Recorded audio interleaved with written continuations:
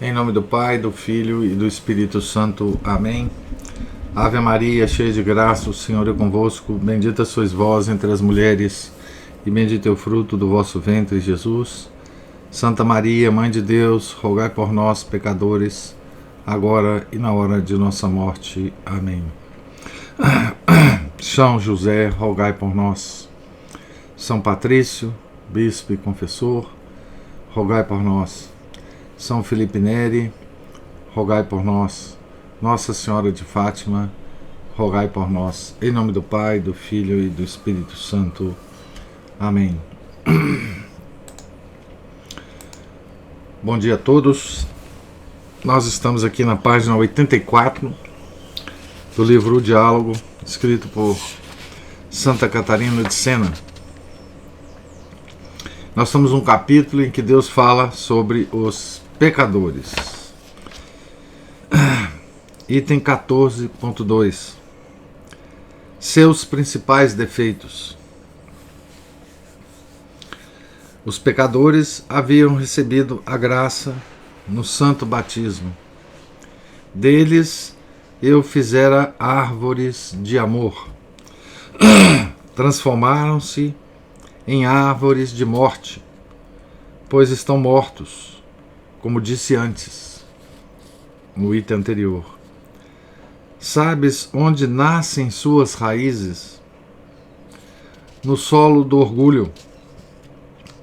Sua seiva é o egoísmo, medula a impaciência, rebento a falta de discernimento. São esses os 4 vícios principais do homem que se tornou árvore de morte com a perda da graça.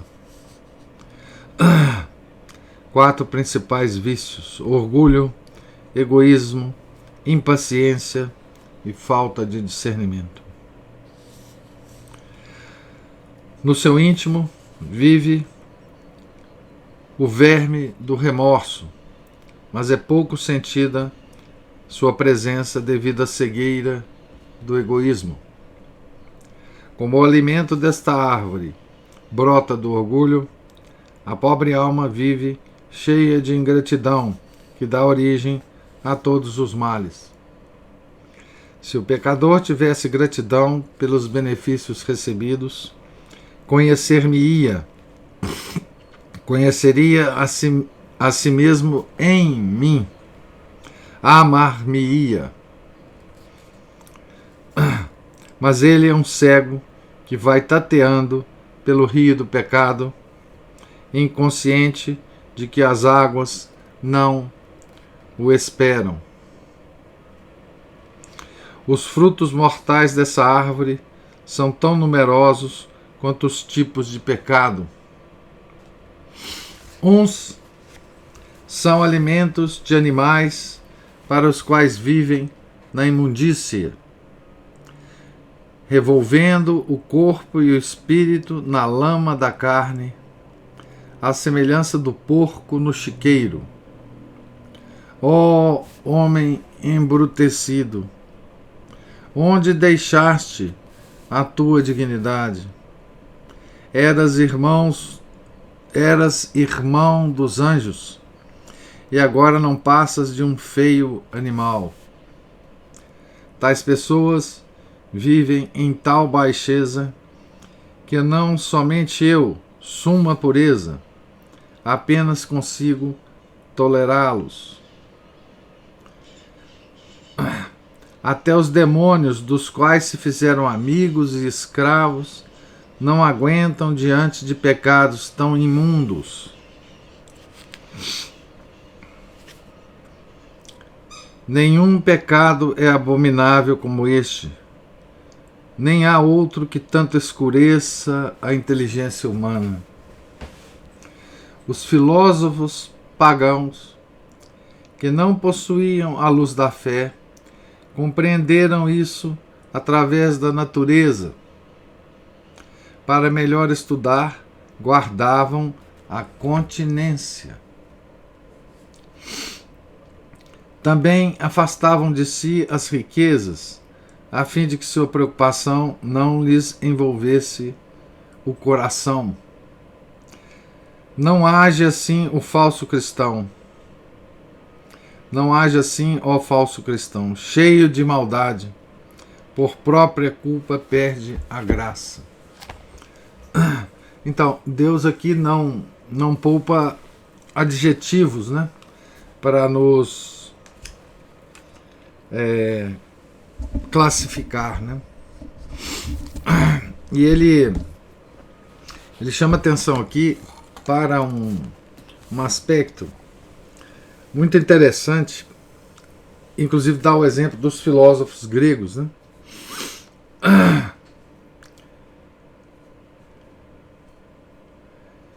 Que é o pecado, a impureza,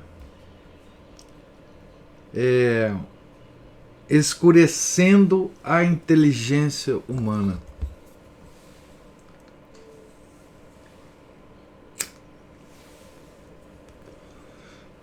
Então dizia os filósofos, ele diz que os filósofos pagãos, os grandes filósofos do paganismo, né, do alto paganismo grego,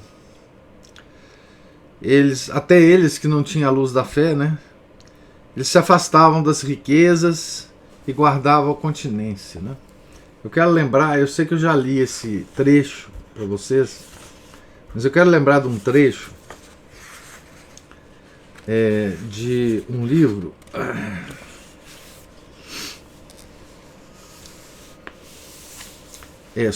escrito sobre Santo Tomás de Aquino, de Joseph Pieper, que ele trata do mesmo assunto nesse livro. Esse trecho é muito, muito interessante.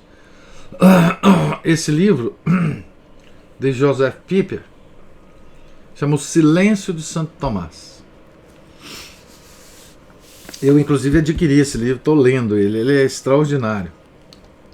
Ele só tem a versão em inglês dele. Mas o trecho diz o seguinte, do Joseph Pieper, né, escrevendo sobre Santo Tomás. Já que hoje acreditamos que tudo que um homem precisa para descobrir a verdade é usar seu cérebro de forma mais ou menos vigorosa, e já que consideramos uma abordagem ascética do conhecimento pouco sensata, perdemos a consciência da íntima conexão que liga o conhecimento da verdade à condição de pureza.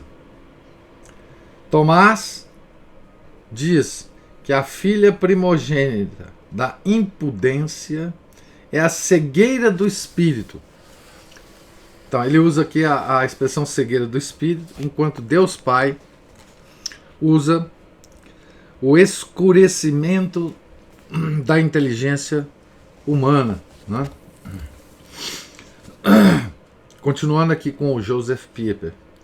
Somente aquele que nada deseja para si, que não está subjetivamente envolvido, pode conhecer a verdade. Por outro lado, uma vontade impura, egoísta e corroída de prazer destrói a resolução do espírito e a habilidade da psique de ouvir em silenciosa atenção a linguagem da realidade. Então, esse trecho ele vem fortalecer, né, com expressões até mais modernas do que Deus Pai usa aqui, né, essa ideia, né, da inteligência sendo obscurecida pela impureza. Então note que isso aqui é um fato tão extraordinário, é um dado da realidade humana, da natureza humana, tão impressionante, e aqui Deus dá exemplo dos filósofos pagãos, que eles perceberam isso, né? Que guardavam a continência e se afastavam das riquezas.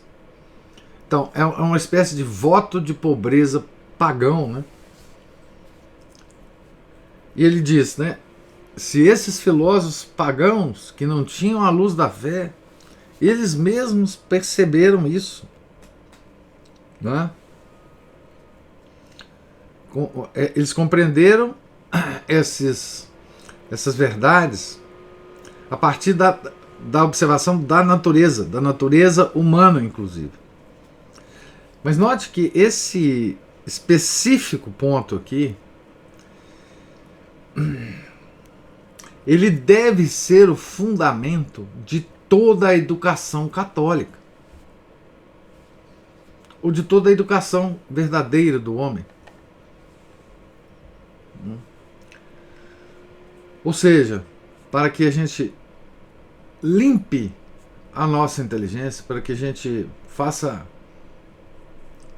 com que ela seja guiada pela luz, o homem, principalmente católico,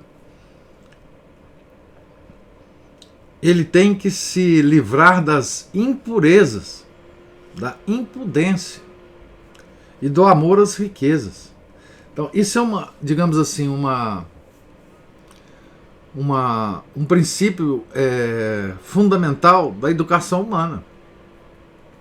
Toda a educação humana tinha que ser baseada nesse fato.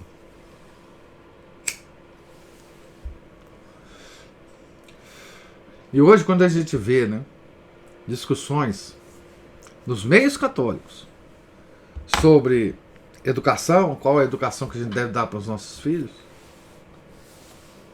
esse fundamento, eu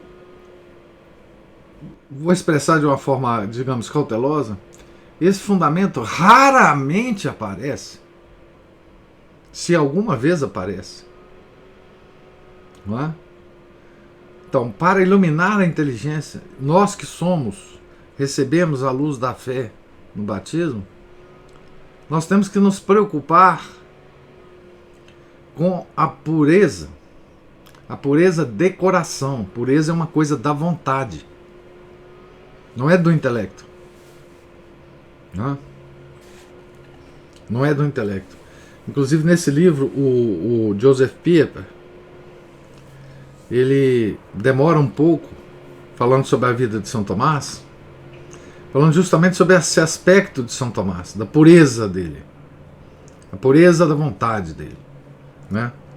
E que traz várias outras, enfim, virtudes, né? Humildade, enfim, a paciência, não é? Digamos assim, uma certa indiferença para situações materiais, não é? Então, isso eu reputo da mais alta importância, o que Deus está falando aqui, né? Deus Pai, né? Então, a impureza obscurece a inteligência.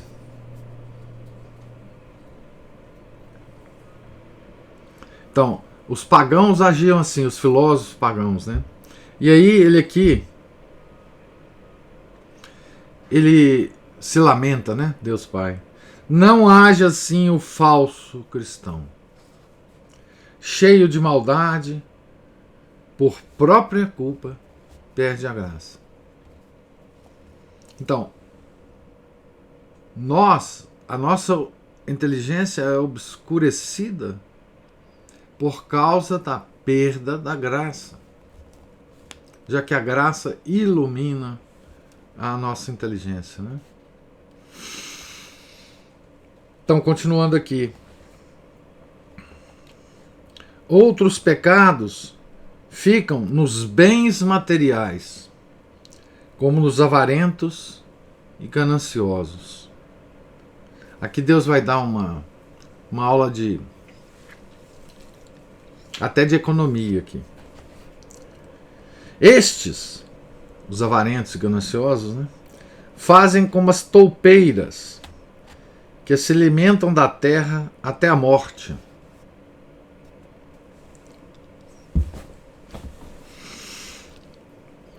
Só que estes pecadores, ao chegar o dia da morte, já não tem mais cura. Aqui tem uma frase que é uma lição de economia, né? Gananciosos, eles negociam o tempo. São usurários, cruéis e ladrões. Então, negociam o tempo. O que significa isso, né, em termos de economia, né? Veja que essa ideia que Deus expressa aqui para Santa Catarina é uma, no século XIV, foi só sendo descoberto aos poucos, né, pelos economistas, séculos depois, né? Então, o próprio tradutor aqui tem uma nota dizendo assim: negociar o tempo é exigir lucros proporcionais ao espaço de tempo estipulado nos empréstimos. Então, negociar o tempo significa juros.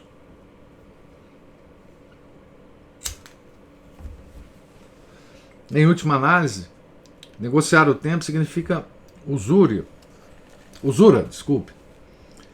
Eu vou tentar achar aqui, vocês me dão só um tempinho, eu vou tentar achar aqui um artigo que eu escrevi.